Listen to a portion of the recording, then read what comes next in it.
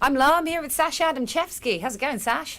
Not bad. Great. So here we are in Margo's living room. You've just recorded Margo's living room video along with your band. How'd it go? It was really, really good. It's a kind of hidden spot and wouldn't have known it was here, but it's got a lovely atmosphere as a space. It's kind of got a balance between sort of rough around the edges and characterful, but then also actually really kind of well sounding and thought out. So yeah, it's quite atmospheric, I've got to say. Yeah. Right, so you've been playing and performing since you were tiny. Am I right? Yeah, I started learning guitar when I was about 7 with Gary Sanford. He's a sort of local. He was in Aztec Camera and stuff, so he's a local celebrity to the area. Local celeb, local music legend. And I still had lessons kind of properly as scheduled things with him right up until about the age of 16. And then I still see him now as a sort of on a much more informal kind of mentor-like basis. But yeah, I started having lessons when I was 7, and I think I had bits and drabs of singing lessons. I had a really, really amazing singing teacher at my secondary school, so I went to this Pimlico for the special music academy that they had there. But that was kind of very much in my final year of school, but she sort of taught me, I guess, basic exercises about how to breathe properly and how to kind of control it, which is... So I was going to say, that's something that you've definitely got. You've got this sort of huge range on your voice, I would say. Yeah. And that seems to be, I think that's what really, the music aside, that's what's really distinctive about your work. Yeah, and in a way, I'm glad that I've had all my years of craft to become more conscious of it, because actually, when I was younger, having a massive, powerful voice is great, but if not engineered and not kind of controlled in the right way, it's just a thing of volume. So I think over the last kind of 3 to 4 years, it's really got to a point now where it's like actually I can control it and I can kind of give that range and that dynamic across to the viewers. So, yeah. Kind of structured yowling. Yeah. But it seems like you've really upped the ante, like it's in the last year or sort of just under a year. You recorded some demos with Sean Reid, you played a few festivals this summer, you've been supported the Stripes, you're coming to the end of a residency at the Social. Yeah. Next one's on the 18th. Next one's on the 18th, Monday the 18th, get on down to that. And what I really liked, because you did all the programming for like the support acts and stuff, and you kept it quite South London. Like you had Junkies and Landines and the Wet Noses doing the one on the 18th, and Bad Parents played. Is the whole kind of Peckham South London thing? Do you feel very much part of that, or? I do, but I also keep my distance from it because I'm quite a private person, and like how I chose education. I love music and I love writing, and that's at the forefront of my passion, but I'm not a great believer in the kind of whole sex, drugs, rock and roll thing. Let's kind of slum it.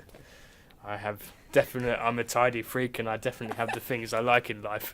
I'm not living in squalor. So, but I think, I suppose I'm not living it in the same way that a lot of the bands in that scene currently are. And there is a bit of a choice about that, and it's a purposeful choice. But yeah, I think what is really nice about the South London scene is it's not in a kind of encouraging way. It's not overly competitive. People are there for each other, and people are always prepared to kind of give you an ear and a listen. And I think that's it. Kind of when you're first starting, that's great. That's really a very necessary thing. That kind of supportive. Yeah, and when you're programming something, you don't want to work with people that are going to be difficult. You don't want, because other than headlining and having the right psyche about performing and doing that bit of the job well, you don't want a whole load of stuff when your programmer is going to give you a whole load of grief and stress before you get on. So I think that fed into who I chose as well. It was about choosing people that I had a bit of history with, a bit of knowledge of, that I knew would be a laugh to do it with, And what? Because I know that a lot of the songs that you've got, you've had knocking around for years. Yeah, like something I mean, you wrote we're when you were starting to. 14. We've the set has gone now from being. So when we played at the Stripes, we did a half an hour support slot, and the main bulk of that was songs that I wrote from all ages, from like from the age of 7, or not 7 actually, no, but like rock and roll. No, but from kind of, you're right, the ages, songs that I'd kind of had on me from when I was about 14, 15 up until the ages of about 21 to 22 till now 23 going on 24. So but that was because there was a demand and we needed to satisfy that demand, so we needed something to start with. And if you have songs, it cuts out those awkward kind of rehearsals where it's like, oh god, we're all trying to work out what's playing. So but now you've got to come up with more stuff. Well, when we did the residency, we had to get a 45-minute to 15-minute set together. So actually that was great because that gave me a drive to write again, and it has put me in a really positive place because I don't feel so stale about my music. So I have the selected best of those tunes that have that long history, but I also now have kind of four new songs that I've written with the guys. So the one we did here today is our latest song that we've written called Down Below. And then we've got 3 others that we've kind of, as a group, jammed and written together. And then we're working on, we've got another 2 to kind of work through together. But I'm a bit of a hoarder when it comes to music. I don't ever throw anything away. That's quite good though, isn't it? Because you never know, you might kind of write a bit and it's, well, you kind of like, so one of the songs where, I mean, me and the guys haven't started working on it yet, but one of the ones we're going to have as the next project is called I Wish.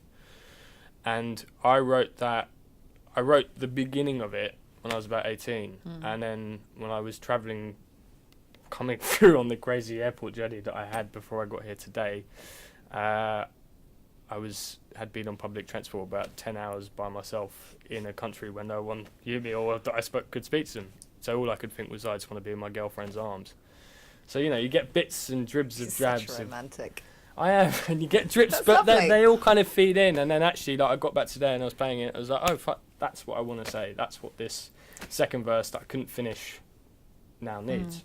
I was going to ask you what inspires you, but clearly it's frustration with public transport and love. That's quite nice. Yeah. What else feeds into your writing? I think there's lots of strategies to how you can write, really. I think there's the obvious thing of you can write. I mean, you always need a bit of your kind of personal take on something because that's what provides the passion, the kind of fun thing to watch. But there's obviously that as material, which is your kind of personal experience, like love and all of that stuff. But there's also, like one of my favourite bands, artist Bruce Springsteen, his band, the E Street Band, he's a great kind of storyteller, and so was Bob Dylan. There's that kind of realm of fantasy, kind of a line between reality and fantasy, and the telling of other people's stories and all that stuff that you can tag on. But then there's also what's outside of you and going on.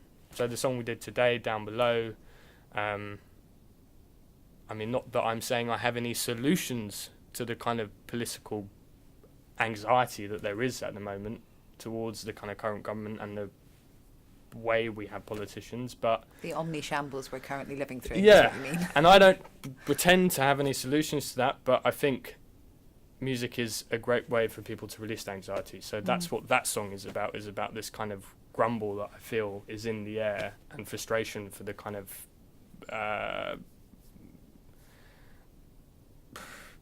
fakeness, if you like, of kind of political figures and how they say one thing and they mean another, and it's all just spin.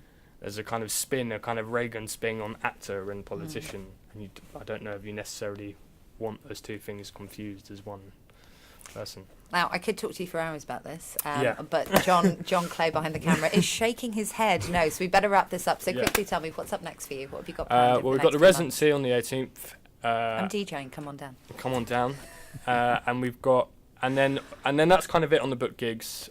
We've had a couple of interests from festivals and stuff, but I think for us, the main, in the things that we can control ourselves, is in October we're going to record a proper EP and release that with an EP launch. We're not sure where. There's a couple of venues in the frame. and get a proper graphic as well, so that there's stuff to kind of put on merchandise as such. And think about the name. At the moment, it's just Sasha Adamczewski because there's no point planting it with the wrong seed. And very important. Sasha Adamczewski is quite a good way of doing that because it kind of keeps it relative and it's trackable, but at the same time, it's not the be all end all. So again, that's once the EP comes out and the merch comes out and the graphic, that's another kind of thing to cleanly decide. It will come together. So yeah, that's kind of us up to October. We sort of take it month by month, week to week. That's about as far as one can get with it. I think that's the best any of us can do, frankly. Right, listen, Sasha, it's been an absolute pleasure to talk to you today. Looking forward to more stuff. And I guess we'll all see you down the social on Monday the 18th. Yeah.